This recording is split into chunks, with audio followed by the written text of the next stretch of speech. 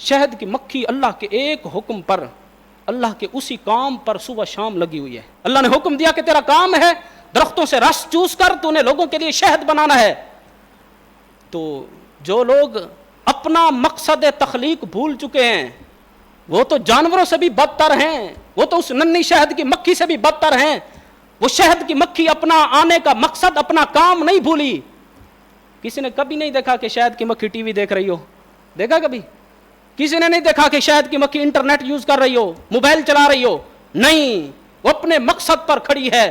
جب بھی آپ دیکھو گے شہد کی مکھی ایک ہی کام پر لگی ہوئی ہے، آتی ہے جاتی ہے، رس چوستی ہے، شہد بناتی ہے. وہ چھتا ہم اڑا دیتے ہیں، ہم ختم کر دیتے ہیں، پھر دوسرا چھتا بناتی ہے.